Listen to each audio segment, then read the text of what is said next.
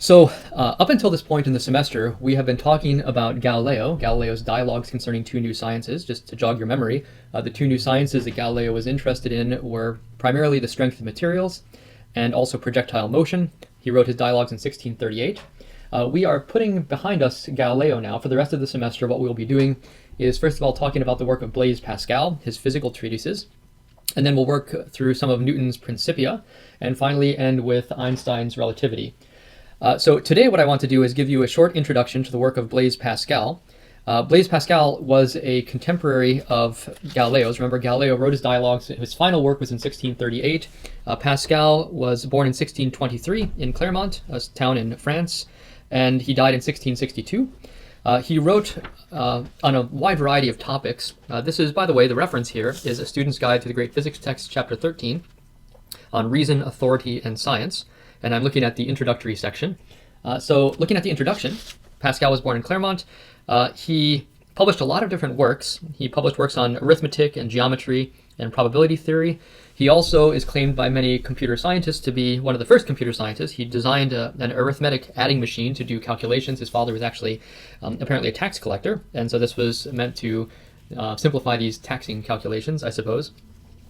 Pascal not only wrote on mathematics and probability, and did some elementary computational work, but he also wrote a lot about theology. One of his most famous works is the Pensées. I have not read those in their entirety. I've read portions of them. You might have come across them in a theology course you took, but it was basically a defense, an apologetics or defense of the Christian faith against some of the critics that were being, I suppose, very critical of Christianity around this time. He also wrote some letters called the Provincial Letters. He did these through a pseudonym, so that they were pretty controversial because they were very critical of the Jesuits. Pascal himself was a Jansenist, which is a branch of Christianity that had a slightly different view of salvation than, I guess, some of the traditional Roman Catholic views on salvation. And so he was very critical of the Jesuits, and he wrote these Provincial Letters, which I've read those, and those are actually very, very funny. So they're hilarious, very satirical, and you can see why he might have written them with a pseudonym, because they were very, I guess, pointed in their criticism. What we'll be going into in this course is not his theological writings or his mathematical writings, but his physical writings, specifically his treatise on the vacuum. So today we're going to jump into the preface to the treatise on the vacuum. That begins here on page 172. But before we start talking about this, let's jump ahead and look at, let me see if I can do this. I'm going to skip down a couple of pages.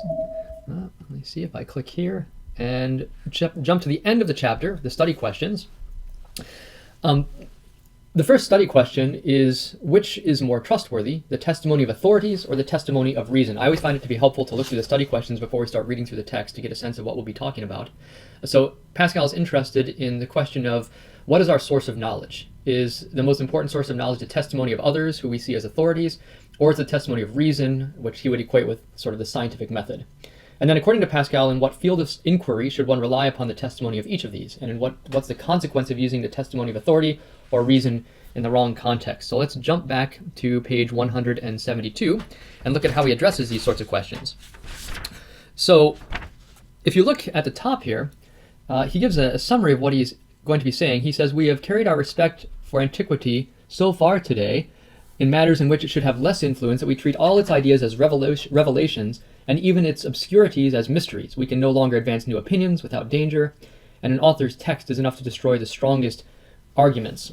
So he's here criticizing an over-reverence for the testimony of ancient writers. He goes on to say that this is not my intention to correct one vice by another, and to have no esteem for the ancients because they are too much esteemed. I do not want to banish their authority to set up reason alone, although there is an attempt to establish their authority alone to the prejudice of reason. So in other words, he's not trying to say that the testimony of ancient authorities is useless. On the other hand, he's saying that it needs to be put into perspective. And so the question is, for what kinds of domains of knowledge is the testimony of ancient authorities more trustworthy, and in what area of knowledge is the testimony of reason and experiment more important? And so if you want to look down here, I'm moving my cursor around, he mentions here that to make this important distinction with care, we must consider that one group depends exclusively on memory and purely historical, having as their only object to know what authors have written, and the other group depends exclusively on reason and are wholly dogmatic, having as their object to seek and discover hidden truths. So what is he saying here? He's saying that when you want to know about history, if you want to know what happened in the past, you must necessarily rely on the accounts of ancient people. After all, you weren't there. In fact, one of the primary assumption that's made in the study of history is that at least in some cases, the testimony of human beings is reliable. After all, if you can't trust anything people have written, then you really can't study history. So that's sort of a precondition for the study of history. You have to rely on the documents of ancients. So what about in the domain of reason? He says that in reason, he says, is wholly dogmatic, having their object to seek and discover hidden truths. And we'll explore what he means by that in a moment. So what are some of the areas of knowledge that one needs to use the testimony of authorities?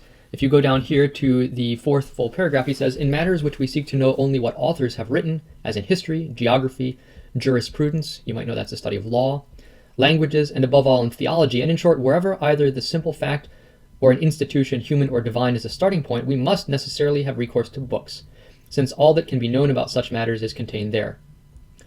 So, for example, if you jump down another paragraph, he says, if it is a question of knowing who was the first king of France, where the geographers put the first meridian, what words are used in a dead language, and everything of this sort, how could we find it out except from books? And then he goes on to say that in theology, authority has its chief weight because there it is inseparable from truth, which we know only through it, so that to give absolute certainty to things which reason can least grasp, it is sufficient to point them out in holy scriptures. So, for example, if you want to know things about history, whether they are secular history, I suppose, who was the king of France, you can't go into the laboratory and test who the king of France was in the 1700s. You have to rely on the testimony of people who were there, who saw the coronation ceremony, who then wrote and said, I know that this was the king of France, and that will tell you the answer to that question. This is the same kind of thing with Holy Scripture. If you want to know what happened to the people of Israel, you can't go into the laboratory and reenact the Exodus, for example. You have to rely on the testimony of the people who were there. So you really don't have any other choice. In studying history and in studying theology, you must rely on the testimony of ancients. Now, what kind of domain is the authority of reason most important? If you jump down to the bottom, he says it is quite otherwise with subjects accessible to sense or reasoning. Here, authority is useless. Only reason can know them. Authority and reason have their separate rights. A moment ago, one had all the advantage. Here, the other is queen in her turn. So I'm going to jump to the next page. So what are the kinds of areas of study where the testimony of reason are most important? So Pascal lists a few of them right here. He says, thus, it is that geometry, arithmetic, music, physics, medicine, architecture, and all the sciences subject to experiment and reason must be added to if they are to become perfect. The ancients found them merely sketched by their predecessors, and we shall leave them to our successors in a more perfected state than we received them. Since their perfection depends upon time and effort, it is evident that even if our effort and time had gained us less than the labors of the ancients, separated from ours, the two together nevertheless must have more effect than either one alone. So if you want to know something about mathematics, if you want to know what the sum of the internal angles of a triangle are, you can use reason, mathematical proof, to determine what the sum of the internal angles of a triangle are. If you want to know how much something weighs, you must use reason. And here Pascal is using the term reason synonymously with experiment. And so you have to go into the laboratory and weigh how much you weigh if you want to know how much you weigh. I suppose you could read a historical document about the weight that you had 10 years ago, for example, but if you want to know how much you weigh now, you have to go into the laboratory and weigh yourself. All right. Now, let's look at the next question. Here I want to jump to question 13.2. Is there an essential difference between animals and men? And do you agree with Pascal on this question? So, if you look ahead here to page 174, however, it is a strange thing how we reverence their opinions. He's talking about the ancients.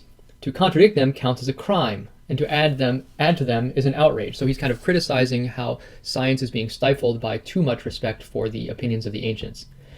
To contradict them counts as a crime, and to add to them is an outrage, as if they had left no more truths to know. Is not this to treat man's reason with indignity and to put it on a level with animal instinct, since we thereby take away the main difference? And here we go, this is the difference between animals and men. since we thereby take away the main difference, which consists in this, that the effects of reason increase continually, whereas instinct always remains in the same state. Beehives were as well laid out 1,000 years ago as today, and each bee forms that hexagon as exactly the first time as the last. It is the same with everything animals make by that hidden motion. Nature teaches them in response to the pressure of necessity, but this frail knowledge dies with its need. As they receive it without study, they do not have the happiness of preserving it. And every time they, the animals, are given it, they find it new, because nature, whose object is merely to maintain animals in an order of limited perfection, infuses in them this necessary knowledge, always the same, lest they perish, and does not allow them to add to it, lest they go beyond the boundaries prescribed to them. So that's how animals behave, by instinct. And now he goes on to talk about how people, are different. He says, "It is different with man, made only for infinity. He is ignorant in his life's first age, but he never ceases to learn as he goes forward. For he has the advantage not only of his own experience, but also of his predecessors' experience, because he always keeps in his memory the knowledge he has once acquired, and that of the ancients is always at hand in the books they have left. And since he keeps his knowledge, he can also easily increase it, so that men today are in a certain sense in the same condition which those ancient philosophers would be if they could have prolonged their old age until now, adding to the knowledge they had what their studies might have won for them by the grace of so many centuries. Hence, it is that by a special prerogative not only does each man advance from day to day in the sciences, but all men together make a continual progress as the universe grows old, because the same thing happens in the succession of men as in the different ages of an individual man, so that the whole series of men during the course of so many centuries should be considered as one self-same man, always in existence and continually learning, whence it is seen with what injustice we respect antiquity in the persons of its philosophers. For since old age is the age furthest removed from childhood, who does not see that the old age of this universal man should be sought not in the times near his birth, but in those which are most distant from it? Those whom we call ancients were in truth new in every respect, and actually formed the childhood of man, and since we have added to their knowledge the experience of the succeeding centuries, it is in ourselves that the antiquity can be found which we revere in others." So here we are talking about the difference between the cumulative knowledge of human beings and the fact that animals do not have this kind of cumulative knowledge. So we can basically use books to learn what our ancestors thought about this and that, whereas animals don't write books, so they don't know what their grandparents went through. They act by instinct. And so this is really a defense from Pascal's perspective of the progressive nature of knowledge, and really the point he's trying to make here is that we shouldn't esteem the opinions of the ancient philosophers too highly when they speak about things that they didn't have the advantage of many, many years of study in talking about. And this is what he goes on to talk about in the next page. He says that the ancients should be admired, I'm reading from the top of page 175, the ancients should be admired for the consequences they drew correctly from the little stock of principles they had, and they should be excused for those in which they lacked the advantage of experiment rather than the force of reason. For were they not excusable for their opinion about the Milky Way galaxy, when the weakness of their eyes, as yet unaided by artifice, that is by kind of technology, they attributed its color to a greater density in that part of the sky which would more powerfully reflect the light? But would we not be inexcusable for holding to the same opinion now that with the help of the telescope we have discovered an infinity of little stars there, whose more abundant light has made us recognize the true cause of that whiteness? So Pascal here is referring specifically to the recent observations of Galileo, where Galileo pointed his telescope at the Milky Way galaxy and found that it was not just a white splash across the sky, but was comprised of many, many very tiny stars. And so just because the ancients believed that it was a nebulous cloud, doesn't mean that we should take their opinions more seriously than the opinions, say, of Galileo, who was aided by a telescope, who could visualize these individual stars that the ancients could not. And so what Pascal is basically doing here is he's trying to create room for scientific discovery. And saying, if you jump to the end here, he's saying that we can say things that are contradictory to the thoughts of the ancients without really violating their spirit of discovery. So we don't have to say, Aristotle was a complete idiot. We can just say he didn't know some of the things that we know now. He thought things that were brilliant for his time, and brilliant even for any time, but he lacked some of the experimental observations that we have now. And so he's kind of making space for the discovery of new knowledge. One thing I guess I'd like to end with here is this Pascal is presenting kind of this progressive view of knowledge, but I'd like to push back a little bit against this and ask, is our knowledge of everything increasing all the time? He seems to have this progressive view where we just keep getting smarter and smarter and better as we gain more and more knowledge. But I guess the question I would like to raise is, are we losing some knowledge? And in particular, if you think back to the testimony of the ancients and the authorities about history, are there historical events that have been lost when libraries have been burned, or that people simply do not study anymore, or perhaps that they read but they don't take as seriously as people did in the past, that really are giving us an atrophied view of history or nature? So in particular, if there were true things, however amazing they might be to us now, that have actually occurred in history that we no longer take seriously or recall, then I would argue that we perhaps have lost something critical. So maybe that's something to think about as you're thinking about the work of Pascal. Okay, that's a short introduction to Pascal.